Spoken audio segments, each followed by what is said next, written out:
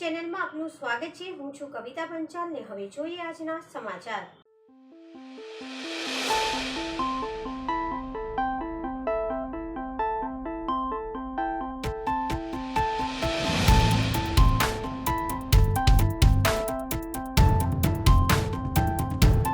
કોંગ્રેસના નેતા અને પૂર્વ સાંસદ સ્વ અહેમદભાઈ પટેલનો આજરોજ નિર્વાણ દિવસ નિમિત્તે જંબુસર કોંગ્રેસ કાર્યાલય ખાતે શ્રદ્ધાંજલિ અર્પણ કરવામાં આવી, જેમાં ધારાસભ્ય સંજયભાઈ સોલંકી તથા મુમતાઝ પટેલની હાજરી જોવા મળી હતી।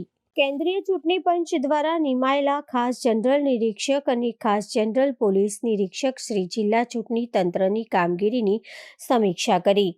ભારત ચૂંટણી પંચ દ્વારા ગુજરાત વિધાનસભાની સામાન્ય ચૂંટણીઓ 2022ના જાહેર થયેલા કાર્યક્રમ મુજબ ભરૂચ જિલ્લામાં તારીખ 1 ડિસેમ્બર 2022ને ગુરુવારના રોજ યોજાનાર મતદાન સંદર્ભે પીડબ્લ્યુડી, સિનિયર સિટીઝન, મહિલા, યુવા, થર્ડ જેન્ડર, ઓવરસીઝ અને સેવા મતદારો સહિત તમામ વર્ગના મતદારોની વ્યવસ્થા માટે કેન્દ્રીય ચૂંટણી પંચ દ્વારા નિમાયેલા ખાસ જનરલ નિરીક્ષક શ્રી અજય વી નાયક તથા પોલીસ નિરીક્ષક શ્રી દીપક મિશ્રાએ તેમની ભરૂચ જિલ્લાની મુલાકાત દરમિયાન આજે ભરૂચ કલેક્ટર કચેરી ખાતે જિલ્લા કલેક્ટર શ્રી તુષાર સુમેરા સાથે પરામર્શ બેઠક યોજીને જિલ્લાની 5 વિધાનસભા મતવિસ્તારમાં ઉક્ત મતદાર માટે જિલ્લા ચૂંટણી તંત્ર દ્વારા કરાયેલી વ્યવસ્થા અને સુવિધા અંગે ચર્ચા વિચારણા કરી જરૂરી વિગતો મેળવી સમીક્ષા કરી હતી।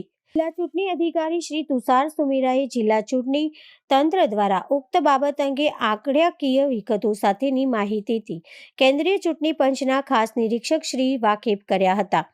આ પ્રસંગે નાયબ જિલ્લા ચૂંટણી અધિકારી શ્રીમતી એસવી ગાંગુલીએ પણ વિસ્તૃત જાણકારી આપીને નિરીક્ષકશ્રીને માહિતગાર કર્યા હતા। કેન્દ્રીય ચૂંટણી પંચ ખાસ જનરલ નિરીક્ષક શ્રી અજય વી નાયકે જિલ્લા ચૂંટણી અધિકારી શ્રી તુષારના માર્ગદર્શન હેઠળ જિલ્લા વિધાનસભા બેઠક દીઠ પ્રમુખ અધિકારી તથા મતદાન અધિકારીઓની તાલીમ પ્રશંસા કરી હતી। સ્વીપ એક્ટિવિટી અંતર્ગત જે તે ગામ વિસ્તારના તમામ મતદારો દ્વારા અમુક મતદાન થાય તે માટે મતદાન જાગૃતિ અંતર્ગત તમામ મતદારો મતદાનમાં ભાગ લે તેવા પ્રયાસો કરવાની પણ તેમની હિમાયત કરી હતી। આ ઉપરાંત કેન્દ્રીય ચૂંટણી પંચના ખાસ પોલીસ નિરીક્ષક શ્રી દીપક મિશ્રાએ પણ ચૂંટણી અંગે કાયદો અને વ્યવસ્થા જળવાય તે માટે જિલ્લા ચૂંટણી તંત્રને સૂચન કર્યા હતા। કેન્દ્રીય ચૂંટણી પંચના ખાસ નિરીક્ષક શ્રી સાથે આ મીટિંગમાં પોલીસ અધિક્ષક શ્રીમતી ડોક્ટર લીના પાટીલ, જિલ્લા વિકાસ અધિકારી શ્રી પી.આર. જોશી, નિવાસી અધિક કલેક્ટર શ્રી એન.આર. ધાંધલ તથા જિલ્લા ચૂંટણી તંત્રની વિવિધ સમિતિના નોડલ અધિકારી શ્રી ઉપસ્થિત રહ્યા હતા। ભરૂચ શહેરના વોર્ડ નંબર 4માં આવેલા નર્મદા એપાર્ટમેન્ટ, એકતાનગર, રામનગર વિસ્તારમાં ચૂંટણી પ્રચાર અર્થે નીકળેલા ભરૂચ વિધાનસભા આમ આદમી પાર્ટીના ઉમેદવાર ભાજપના 27 વર્ષના શાસનમાં થયેલા વિકાસની પોલ ખોલતો વિડીયો સોશિયલ મીડિયામાં વાયરલ જોવા મળ્યો હતો। એક બાજુ ભાજપ તેના વિકાસની વાતો કરે છે, પરંતુ હકીકતમાં વોર્ડ નંબર 4માં ગટર લાઇનના પ્રશ્ન વર્ષોથી આમ ને આમ જ છે। પાણી ભરાવાથી આજુબાજુના રહીશોમાં માંદગીનું વાતાવરણ હંમેશા જોવા મળે છે, જ્યારે સ્થાનિક ક્લિનિકમાં સવારથી જ લઈને રાતના મોડા સમય સુધી દર્દીઓની ભીડ જોવા મળે છે, જે હકીકત છે। વિશ્વામિત્રીના કોતરમાં ધમધમતી દેશી દારૂની ભઠ્ઠી પર દરોડા। શહેરના વડસર ગામ પાસેની વિશ્વામિત્રી નદીની કોતરમાં ધમધમતી દેશી દારૂની ભઠ્ઠી ઉપર માંજલપુર પોલીસે દરોડા પાડી દારૂ ગાળવાના સાધનો સહિત 6 વ્યક્તિઓની ધરપકડ કરી હતી। વિધાનસભા ચૂંટણી ગણતરીના દિવસો બાકી રહ્યા છે, ત્યારે પોલીસ તંત્ર તરફથી દારૂ જુગારની બંદી દૂર કરવા કડક કાર્યવાહી હાથ ધરવામાં આવી છે। વડસર ગામમાં વિશ્વામિત્રી નદીની કોતરમાં ચાલતી દેશી દારૂ ગાળવાની ભઠ્ઠી ઉપર માંજલપુર પોલીસે દરોડા પાડ્યા હતા અને સ્થળ પરથી જ્યોત્સના ભગવાનભાઈ ઠાકોર, રાજુ કાભઈભાઈ માળી, સુમન હીરાભાઈ માળી, મંગી લક્ષ્મણભાઈ માળી, રમીલા લક્ષ્મણભાઈ મારવાડી અને હીરા ભીખાભાઈ ભાલિયાની ધરપકડ કરી હતી। કોતરમાંથી 6000 લીટર વોચ તથા દારૂ ગાળવાની સામગ્રી કબજે કરવામાં આવી હતી। ગુણવંતસિંહ પરમારથી ફેરની સાંજે કિશનવાડી વિસ્તારમાં નાની મોટી સોસાયટી પાસેથી શરૂ કરવામાં આવી। આજે હું જે જગ્યાએ ઊભો છું કે જેને રાતની મારી ફલક હતી એ ફલકનો સિતારો હતો. એ સિતારાના એક વારસદારના દીકરા અને વડીલના ઘરે ઊભો છું, જેમનું નામ ફકીરભાઈ હતું. એ ફકીરભાઈના બંને દીકરા હસમુખભાઈ અને બાબુલાલ આજે પણ મારા હૃદયમાં છે. એ વારસદારના ઘરેથી આજે કિશનવાડીમાં મેં ચૂંટણીનો પ્રવાસ શરૂ કર્યો છે અને 100% મને વિશ્વાસ છે 3 લાખથી વધુ મતદારો 141 મત વિસ્તારની અંદર જંગી બહુમતીથી મને ચૂંટાવશે, એ મને પાક્કો ભરોસો છે. શું કહેશો ડબલ એન્જિન સરકારના વિશે? એન્જિન બનાવવું એની વાર્તા કરવી બહુ સહેલું છે. મને આજે પણ કોઈ દાવા સાથે એમ કહી દે કે ડબલ એન્જિન એ ટ્રેક પર કેવી રીતે ચાલી શકે, અને એ ડબલ એન્જિન માત્ર નામ છે. માત્ર 1 વર્ષ બાકી હતું અને આ સરકારને સરકાર બદલવી પડી, એ જ બતાવે છે કે એમની સરકાર પૂરા 5 વર્ષ ચાલી શકી નહીં. એ જ બતાવે છે કે ડબલ એન્જિનમાંથી એના બોલ્ટ નીકળી ગયા છે. એ બોલ્ટ નીકળવાનો સમય હવે મારા વાલા મતદારો 141માં 100% 5 તારીખે મતદાન કરીને અને 8મી તારીખે જ્વલંત વિજય, આ કોંગ્રેસનો વિજય, આ વડોદરા શહેર 141ના મતદારોનો વિજય 100% થશે, મને ખાતરી છે. માઉઝર લઈને ફરતા આરોપીને એસઓજીએ ઝડપી લીધો. વાઘોડિયાથી માઉઝર લઈને વડોદરા આવતા આરોપીને ગ્રામ્ય એસઓજીએ ઝડપી પાડી વધુ તપાસ હાથ ધરી છે. વડોદરા ગ્રામ્ય એસઓજીને માહિતી મળી હતી કે એક આરોપી માઉઝર લઈને વાઘોડિયાથી વડોદરા આવવાનું છે, જેથી એસઓજી પીએસઆઈ જે.એમ. પડિયારની સૂચના મુજબ સ્ટાફ દ્વારા વાઘોડિયા રોડ ખટંબા ગામના બસ સ્ટેશન નજીક વોચ ગોઠવવામાં આવી હતી. તે દરમિયાન એક શખ્સ શંકાસ્પદ હાલતમાં આવતા પોલીસે તેની અટકાયત કરતા પૂછપરછ કરી હતી. તેનું નામ રાકેશ બરસનભાઈ કિરાડ, રહેઠાણ અંકલાવ, સુથારી ફળિયું, તાલુકો કઠીવાડ, જિલ્લો અલીરાજપુર, મધ્યપ્રદેશનું હોવાનું જાણવા મળ્યું હતું. પોલીસે તેની અંગ ઝડતી કરતા તેની પાસેથી એક માઉઝર મળી આવી હતી. આરોપી સામે વરણામા પોલીસ સ્ટેશનમાં આર્મ્સ એક્ટનો ગુનો દાખલ કરી વધુ તપાસ હાથ ધરવામાં આવી હતી. હવે લઈએ એક નાનકડો વિરામ.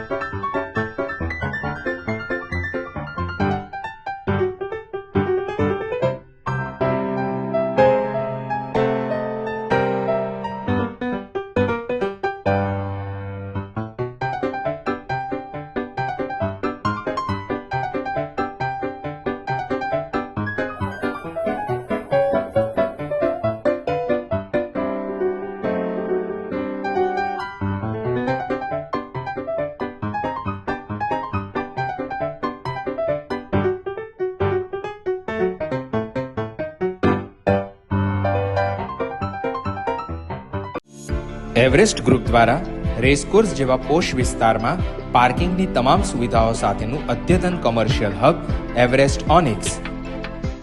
એવરેસ્ટ ગ્રુપ દ્વારા ડિગ્નિટી 1ની સફળતા બાદ ડિગ્નિટી 2 ભાયલીમાં સિનિયર સિટીઝન્સ માટે તમામ સુવિધાઓ સભર એક લક્ઝુરિયસ એવરેસ્ટ ડિગ્નિટી 2. પ્રકૃતિના ખોળે લક્ઝુરિયસ લાઇફસ્ટાઇલનો અનોખો અનુભવ એટલે ઓર્બિટ 99. કોલ 7698950088. વડોદરામાં સૌ પ્રથમવાર service apartment type studio apartment concept in Bhayli only at Everest Unity. Call 7698950222.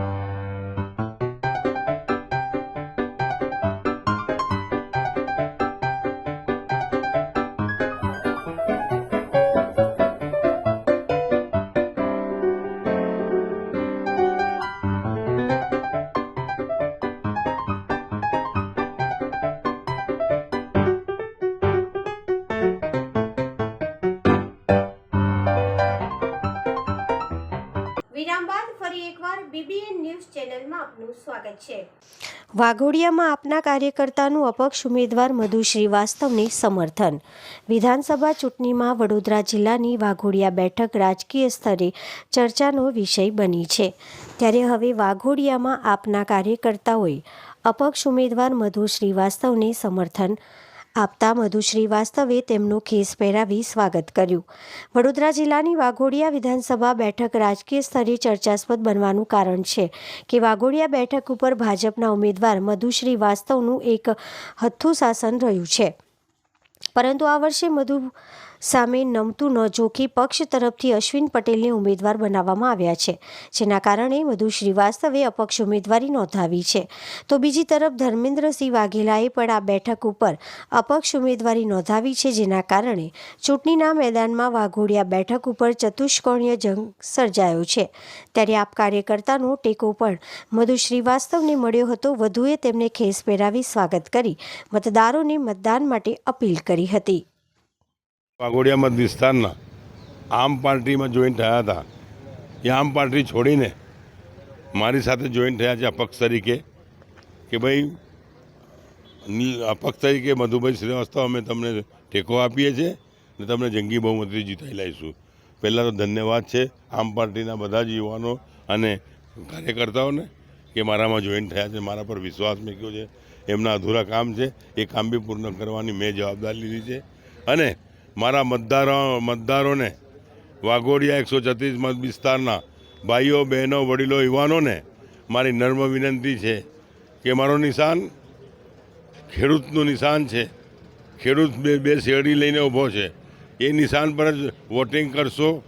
વોટિંગની તારીખ 5 તારીખે સવારે 8 વાગ્યાથી લઈને સાંજના 5 વાગ્યા સુધી વોટિંગનો સમય છે.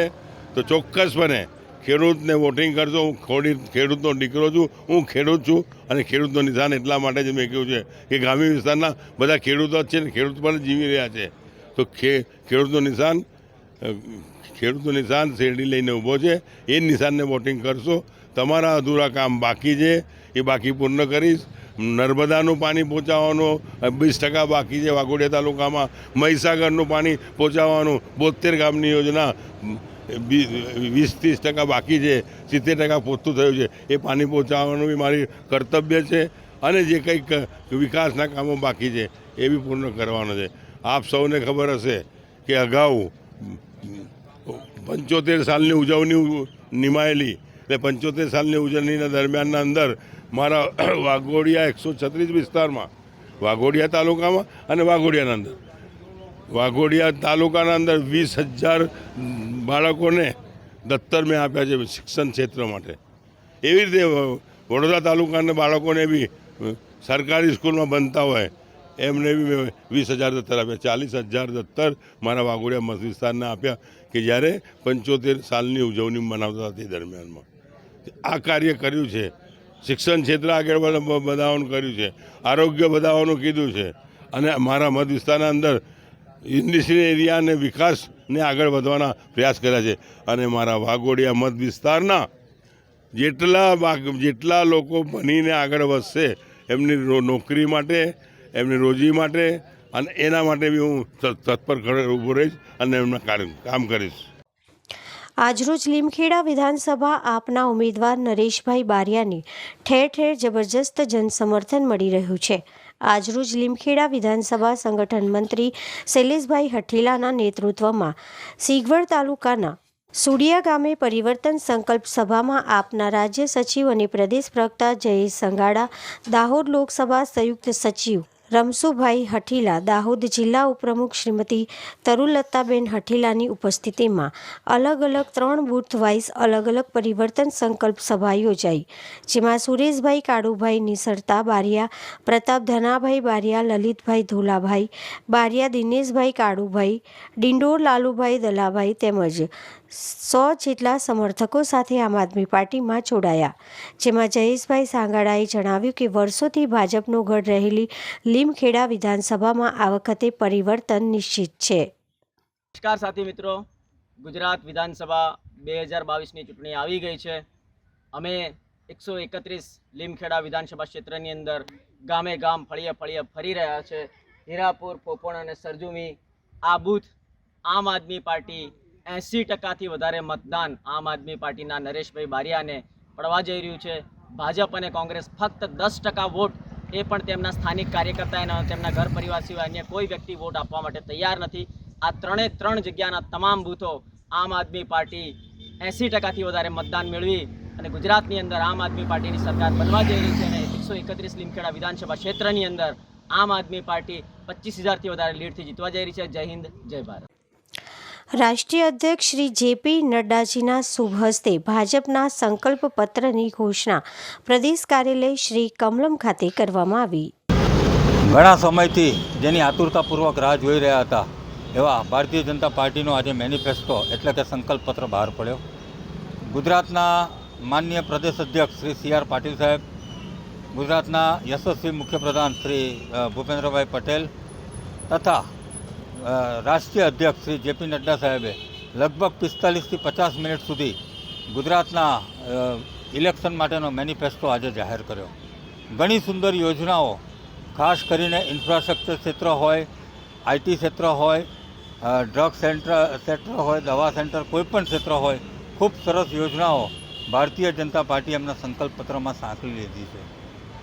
30 ઓક્ટોબરના રોજ જ્યારે પ્રધાનમંત્રી વડોદરા ખાતે આવ્યા અને ટાટા દ્વારા C-295 કોમર્શિયલ એરોપ્લેન બનાવવાની જે જગ્યાનું ટાટાનું ખાતમુહૂર્ત કર્યું, એના લીધે ખાસ તો તમારા ચેનલ મારફતે હું એવી આશા રાખું છું કે આગામી 2 કે 3 વર્ષમાં ટાટા દ્વારા 50,000થી 75,000 કરોડ રૂપિયાનું ઇન્વેસ્ટમેન્ટ વડોદરા ખાતે થઈ રહ્યું છે, જેનો ડાયરેક્ટ લાભ અમારા જેવા વેપારીઓ, ઇન્ડસ્ટ્રીયલિસ્ટ, નાના ઇન્ડસ્ટ્રીયલિસ્ટોને મળવા જઈ રહ્યો છે.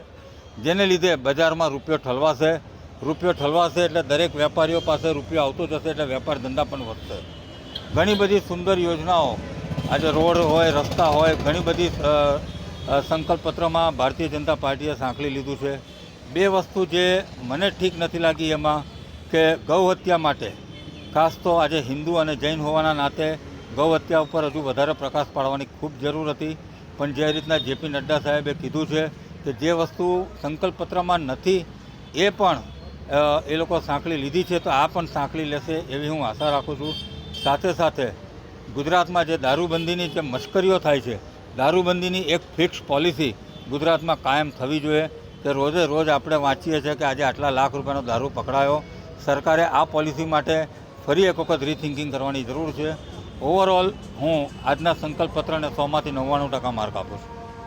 આજે જે સંકલ્પપત્ર જેપી નડ્ડા સાહેબે બહાર પાડ્યો એ આમ તો આવકાર્ય છે, પરંતુ કેન્દ્ર સરકાર ડબલ એન્જિનની જે સરકાર કહે છે એમાં કેન્દ્ર સરકારના કામ કરવા કટિબદ્ધ છે, પણ ગુજરાત સરકારમાં કાંઈ ને કંઈ ગ્રાફ નીચો આવે છે એમનો કામ કરવાની પ્રતિબદ્ધ કેમ એ ખબર નથી. પરંતુ આપના માધ્યમથી એટલું જણાય કે જો આ સંકલ્પપત્ર 100% પરિપૂર્ણ થાય તો એવું માનું છું કે ગુજરાત સ્વર્ણિમ ગુજરાત બની શકે એવું છે. સિગવડ તાલુકાના પ્રાથમિક શિક્ષકો દ્વારા મતદાન જાગૃતિ અભિયાન અંતર્ગત બાઇક રેલી યોજવામાં આવી. દાહોદ જિલ્લા ચૂંટણી અધિકારી અને જિલ્લા કલેક્ટર ડોક્ટર હર્ષિત ગોસ્વામી તથા સ્વીપ નોડલ અને જિલ્લા પ્રાથમિક શિક્ષણ અધિકારીના માર્ગદર્શન હેઠળ તેમજ તાલુકા પ્રાથમિક શિક્ષણ અધિકારી તથા બીઆરસી સિગવડ દ્વારા આયોજિત સિગવડ તાલુકાના પ્રાથમિક શાળા શિક્ષકો દ્વારા મતદાન જાગૃતિ અભિયાન અંતર્ગત બાઇક રેલી યોજવામાં આવી, જેમાં આશરે 200 જેટલી બાઇકો સાથે મતદાન જાગૃતિ બેનર સાઇન બોર્ડ સાથે શિક્ષકો દ્વારા GL સેટ હાઈસ્કૂલના મેદાનમાં ભેગા થઈ ત્યાંથી સાઉન્ડ સિસ્ટમ સાથે સૂત્રોચ્ચાર કરી સિગવડ તાલુકામાં બાઇક રેલીનું આયોજન તાલુકા વિકાસ અધિકારીના અધ્યક્ષતામાં યોજવામાં આવ્યું હતું.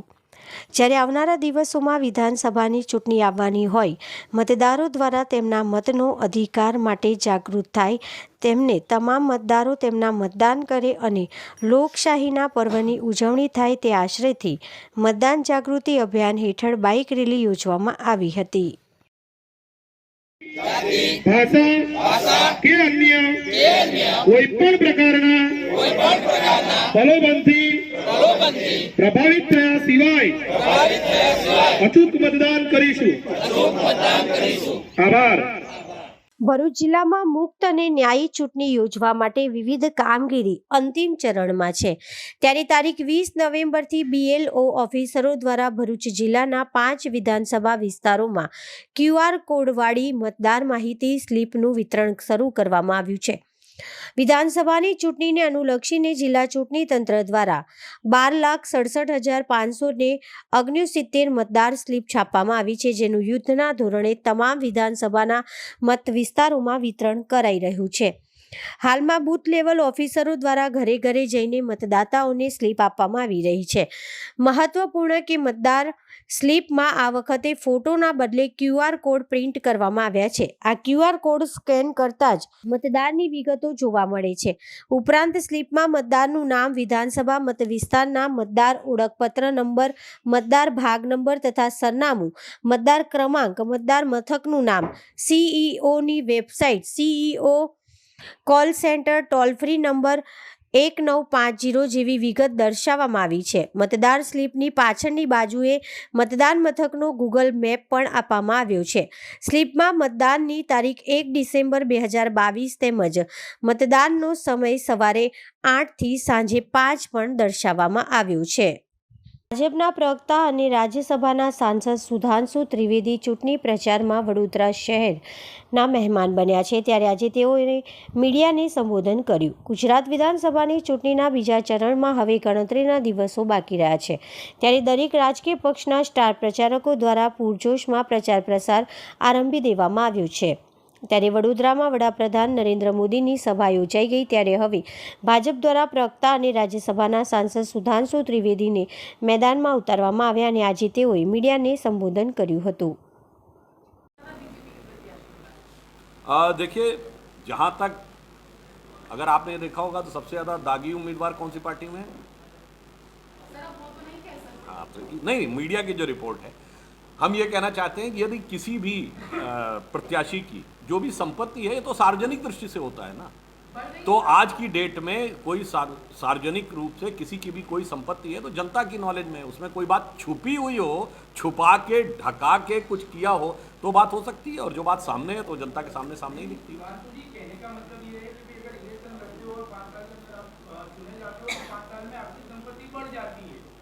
नहीं तो बहुत सी होती है, अगर आपकी अचल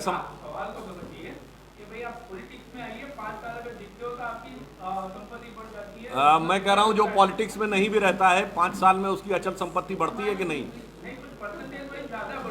नहीं तो अब ये प्रतिशत की जो आप बात कह रहे हैं, देखिए मैं एक बात कह रहा हूं कि इसमें जो आप बात कह रहे हैं वो तो पब्लिक डोमेन में है ना। जो नहीं भी चुनाव लड़ता है, आपके मकान की कीमत बढ़ती कि नहीं 5 साल में? हाँ तो रेशियो में अगर अलग है तो रेशियो आप चेक कर सकते हैं।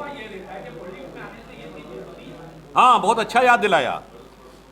पॉलिटिक्स में आने से एक चीज ऐसी होती है कि 3 पीढ़ी से अगर किसी ने कुछ भी ना किया धरा हो, मतलब नेहरू जी के बाद न किसी ने नौकरी की है न व्यवसाय किया है, फिर भी सैकड़ों करोड़ की संपत्ति कैसे आ जाती है ये शोध करना चाहिए।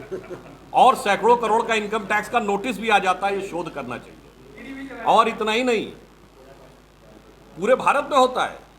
बिहार में गरीब गुरबा की सरकार होती है और 30 साल में कोई कुछ नहीं करता परिवार का, और गरीब गुरबा की राजनीति, लालू जी ने कहा था ना, और उनके परिवार के लोग बिहार का सबसे अमीर परिवार हो जाता है। ना मैं तो कह रहा हूं ना, आप शोध करके बताइए कि बगैर काम किए हुए सैकड़ों करोड़ की संपत्ति कैसे हो जाती है। आपने कहा ना संपत्ति थी और बढ़ गई, यहां कुछ किया ही नहीं, ये बगैर किए दे कृपा कहां से आ जाती है, ये आप शोध करिएगा। Thank you. ये प्रश्न तो आपको उनसे पूछना चाहिए। हमारे लिए सम्मुख कोई भी हो, हमारे लिए एक ही लक्ष्य है कि गुजरात जिस विकास और गौरव के पथ पर उत्तरोत्तर चल रहा है, उसको रोकने वाली शक्तियां जिन्होंने राष्ट्रीय अंतर्राष्ट्रीय से लेकर राजनीतिक सामाजिक कानूनी सारे अवरोध खड़े किए, इसके उपरांत हमें विकास की उस नई ऊंचाइयों तक गुजरात को ले जाना है। बाकी सबको आपस में क्या करना है उन्हें तय करना है।